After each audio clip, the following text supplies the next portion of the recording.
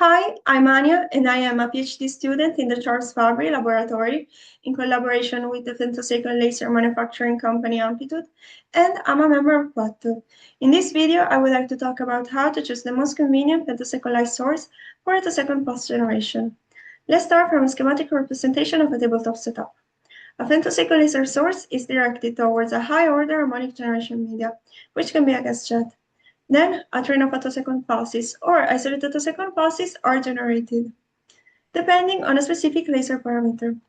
These outcomes and other additional features can be dictated by the settings of the driving laser.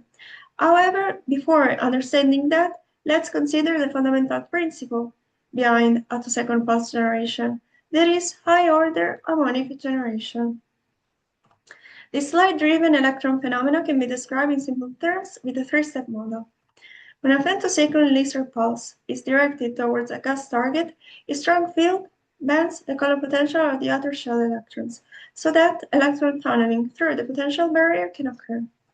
The oscillating electric field accelerates the freed electron wave packet and drives back to the parent ion.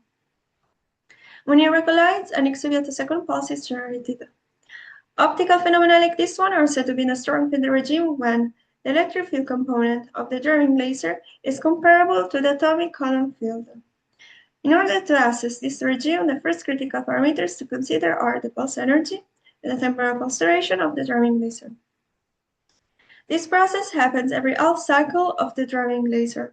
This is because there is a high probability of electron tunneling in a narrow temporal region around each field crest.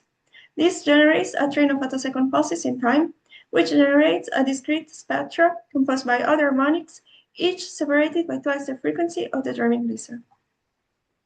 This spectra is characterized by a fall-off, a plateau, and then a short cutoff, which is dictated by a law, where we can see there is a proportionality on the intensity and the square of the wavelength of the driving laser.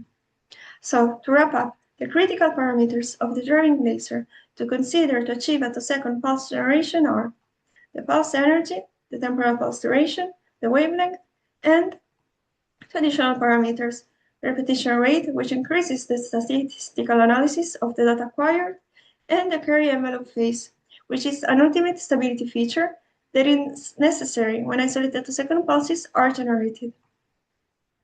Modern laser technology gives access to this regime. In particular, let's consider three different laser sources and their associated post-compression techniques. Let's start from the extremely broadband titanium sapphire laser. This is the most common solution for high-order harmonic generation. It delivers short initial pulse duration of 25 femtoseconds, so that only a single stage for post-compression is necessary to achieve few cycle pulses. However, despite its great material properties such as thermal conductivity and gain bandwidth, they suffer from short upper state lifetime and large quantum defect. This limits their efficiency, their output average power, and the scalability of the repetition rate. Titanium sapphire laser is starting to be replaced in several cases by terbium-based lasers, which have a narrower emission bandwidth, but high output average power, high efficiency. However, due to their longer initial pulse duration, they require multiple stages for post-compression. The third solution is optical parametric shear pulse amplification.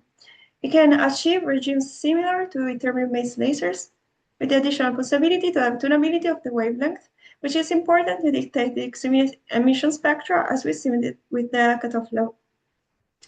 They usually require more complex designs and have limited efficiency.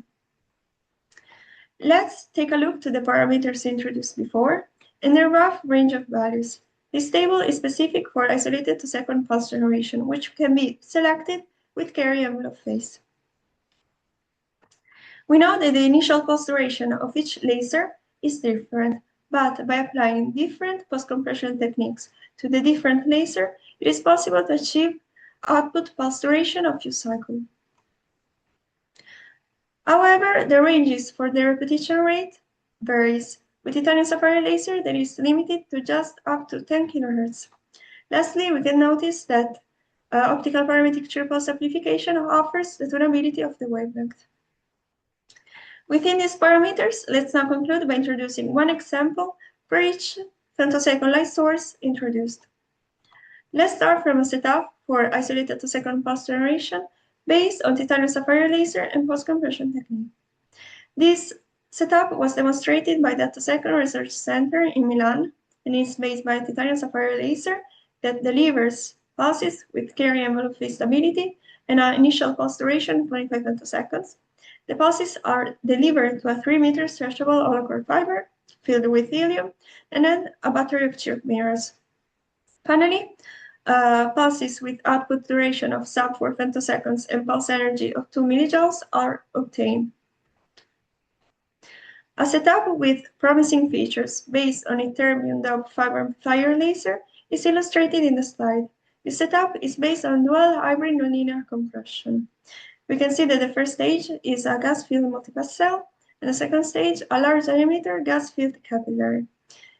It achieves temporal compression of pulses from 330 femtoseconds up to 6.8 femtoseconds with an overall transmission of 61%. This setup is stable, compact, and delivers high output average power. The final example, based on optical parametric shear pulse amplification, is illustrated in the slide. We can see that it's based on an terbium pump 100 kHz optical parametric shear pulse amplification that delivers few cycle pulses with a central wavelength of 3.2 micrometers. Yes, energy, a carrier envelope phase stability. These are the references used to make this video, which might be useful for a more in-depth research on the topic. Thank you for your attention.